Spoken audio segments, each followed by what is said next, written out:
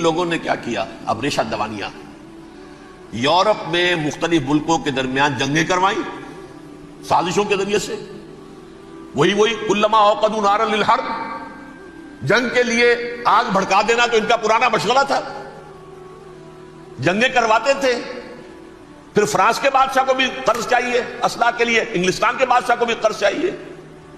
House of روتشائلڈ کا ایک نمائندہ وہاں بیٹھا ہے، ایک یہاں بیٹھا ہے، اور منہ مانگے شرح پر سود کے اوپر قرض دے رہے ہیں. ان کو سب کو جو ہے ان کے سارے مالی وسائل کھینچ لیے، دولت پر قبضہ کر کے بیٹھ گئے، اور اس کا نتیجہ یہ نکلا چند 100 سالوں کے اندر کہ فرنگ کی رگے جاں پنجے یہود میں. اس سودی نظام کے ذریعے سے دولت پر ان کا قبضہ. علامہ اقبال 1905 سے 1908 تک رہے تھے نا وہ، لیکن یہ کہ ان کی نگاہ تھی ایسی. گاہ میری نگاہ تیز چیر گئی دل وجود، گاہ الجھ کے رہ گئی میرے توہمات میں. اور انہوں نے دیکھا ہے کہ فرنگ کی رگے جاں پنجے یہود میں ہے. ابھی ہٹلر کا تو وجود بھی نہیں تھا، بعد میں ہٹلر کو محسوس ہو گیا نا واقعتاً ہمارا اصل دشمن یہ یہودی ہے جو یہاں پر بیٹھا ہوا، جو ہمارا خون چوس رہا ہے. آخر یوں ہی تو نہیں، دماغ اس کا ایسے تو خراب نہیں ہو گیا تھا. یہ قتل عام، یہ ہولوکاسٹ کس لیے؟ اس نے پہچان لیا تھا، اس لیے کہ وہ ویسٹ نہیں تھا. وائٹ اینگلو سیکسن پروٹیسٹنٹس، اصل جادو جو چلا وہ ان پر چلا. اور برطانیہ ان کا سب سے بڑا جو ہے وہ پشت پناہ، مددگار، حامی. اس کے ساتھ ساتھ انہوں نے کوشش کی، یہ ترک خلفاء بیچارے، مرد بیمار تو بن چکا تھا یورپ کے اندر، زوال سے دوچار ہو چکی تھی ترکی خلافت. انہوں نے بھی محل بنائے تھے. آج تجھ کو بتاتا ہوں تقدیر امم کیا ہے، شمشیر و ثنا اول، طاؤس و رباب آخر. بڑے بڑے قرضے لے کر محل بنے تھے یہ، جو آج جا کر آپ استنبول میں دیکھ لیجئے، قرضوں کے اندر بندھے ہوئے. لیکن یہ کہ کم سے کم یہ ضرور کیا کہ بڑی سے بڑی رشوت انہیں یہودیوں نے پیش کی کہ کسی طرح ہمیں فلسطین میں آباد ہونے کی اجازت دے دو. لیکن this goes to their credit, انہوں نے کہا نہیں، یہ معاہدہ جو عمر نے کیا تھا رضی اللہ تعالی عنہ، اس کو میں نہیں بدل سکتا. تم جاؤ، جا کے زیارت کرو، آ جاؤ، تم وہاں آباد نہیں ہو سکتے، کیونکہ ترکی کا زیر زندگی تھا نا علاقہ. سلطنت عثمانیہ میں شامل تھا پورا ویسٹ ایشیا، پورا ایسٹ یورپ، پورا شمالی افریقہ. 3 بر اعظموں پر پھیلی ہوئی تھی سلطنت عثمانیہ، خلافت عثمانیہ. 400 برس تک خلافت ان کے ہاں رہی ہے. انہوں نے نہیں مانا. نتیجہ کیا نکلا؟ انہوں نے اس خلافت کے نظام کو ختم کرنے کے لیے سازش شروع کی. اس سازش کا نتیجہ تھا، اس کو دیکھ کر بھانپ کر ہندوستان میں تحریک خلافت چلی ہے. بولی اماں محمد علی کی جان بیٹا خلافت پہ دے دو، ساتھوں تیرے شوکت علی بھی جان بیٹا خلافت پہ دے دو. تحریک چلی. ابھی ختم نہیں ہوئی تھی خلافت، لیکن نظر آ گیا تھا. بڑا پیارا واقعہ ایک صاحب نے سنایا ہے کہ جب شیخ الہند جو ہے اسیر تھے مالٹا میں، یہ 1915 سے 1920 تک رہے، تو وہاں جو تھا مالٹا کا جو کیمپ تھا جس میں کہ یہ اسیر تھے، اس کا کمانڈانٹ جو تھا انگریز، انہوں نے دیکھ لیا تھا یہ بہت فرشتہ خصلت انسان ہے، نورانی شکل ہے، تو وہ اچھا میل ملاپ تھا.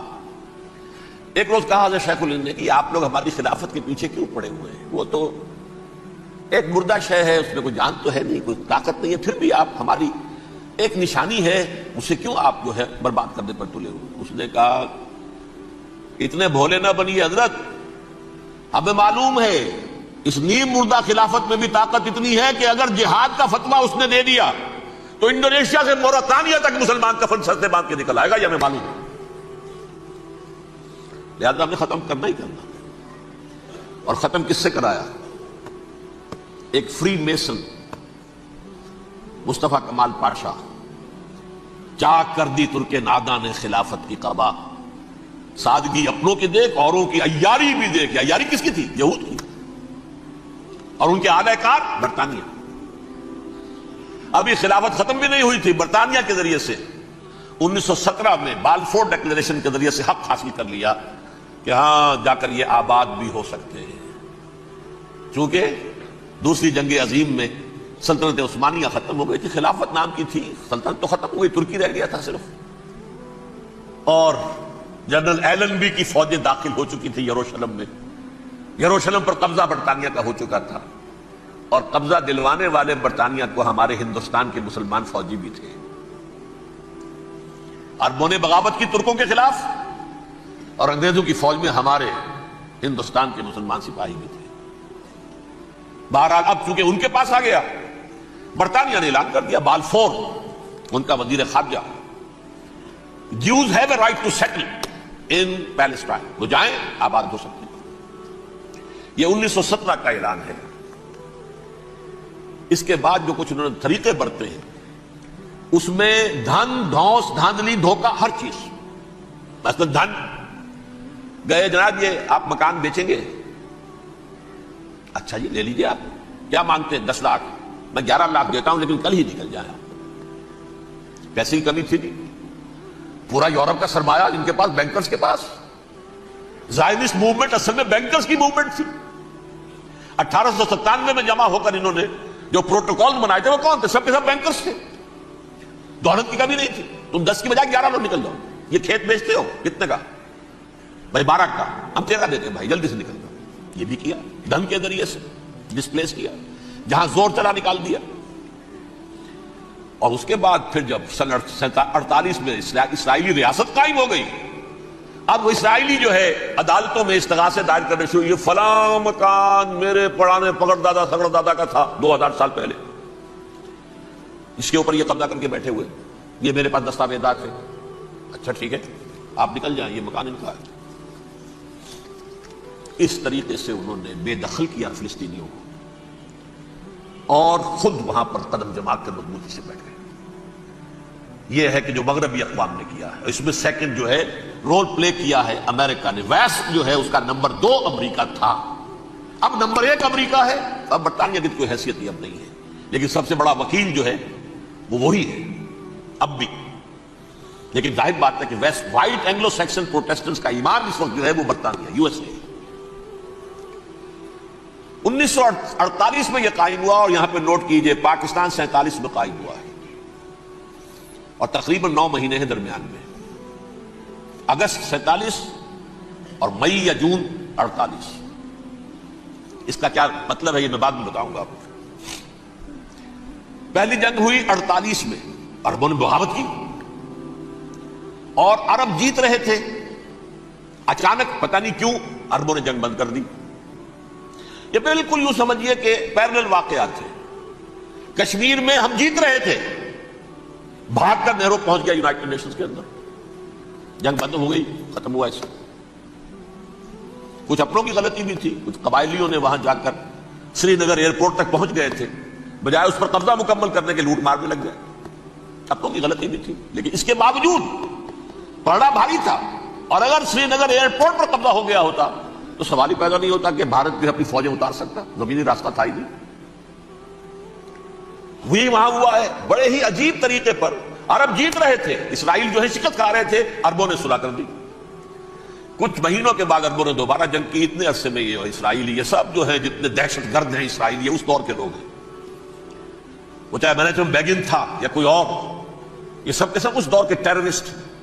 اب انہوں نے ڈٹ کر جو مقابلہ کیا، عربوں کو شکست دی بڑی سخت۔ سن 48 میں عربوں کو شکست ہو گئی۔ سن 67 میں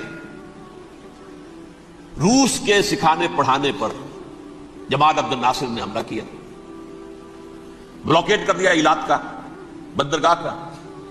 6 دن کی جنگ کے اندر اسرائیلیوں نے روس سے پورا صحرا سینا لے لیا، اسرائیل شام سے گولان ہائٹس لے لیے، اردن سے یہ پورا مغربی کنارہ جو یہ اردن کا حصہ تھا، اور مشرقی یروشلم اردن کے پاس تھا، اس پر بھی قبضہ کر لیا۔ 1967 کی جنگ کا نتیجہ کیا نکلا؟ یروشلم پورا کا پورا یہودیوں کے قبضے میں چلا گیا، جو 1948 میں آدھا کر دیا گیا تھا۔ ویسٹرن یروشلم یہ یہودیوں کے پاس، ایسٹرن یروشلم مسلمانوں کے پاس، اور مشرقی یروشلم ہی میں مسجد اقصیٰ ہے اور قبۃ الصخرہ ہے، وہ مسلمانوں کی تحویل میں تھے۔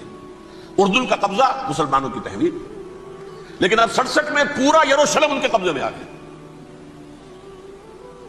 پھر بہرحال مصر نے ایک کوشش کی بدلہ لینے کی سن 73 کی جنگ میں، اور اس میں کوئی شک نہیں بڑی شجاعت کا مظاہرہ کیا، رمضان وار آف 1973۔ السلام علیکم دوستوں، تو آج کا جو ویڈیو ہے ڈاکٹر صاحب نے ہم کو بتایا ہے کہ کیسے مسجد الاقصیٰ میں جو حملے ہونے والے ہیں ان کے بارے میں پریڈکشن کر رکھی ہے، اور ہمیں بہت کچھ مطلب اس سے جاننے کو ملا، مطلب پہلے سے ان کو پتا ہے، انہیں پہلے کے ٹائم سے وہ ہم کو بتاتے آ رہے ہیں کہ یہ ہونے والا ہے، یہ ہونے والا ہے، اور کیا کیا ہو رہا ہے اس سمے، وہ جو انہوں نے اس سمے کہا تھا وہ اب ہوتا ہے، اب ہو رہا ہے، ہم ہوتے ہوئے دیکھ رہے ہیں۔ تو اس سے اگر ہمیں کچھ سمجھنا ہے تو ہم ان کی اور ویڈیو دیکھ سکتے ہیں، ان کے بارے میں اور جان سکتے ہیں انہوں نے اور کیا کیا بتایا تھا، تو ہمیں مطلب ایک اچھی سمجھ مل سکتی ہے کہ جو چیزیں پہلے سے ہوتی آ رہی ہیں وہ زیادہ ڈفرینٹ نہیں ہیں اس زمانے میں بھی۔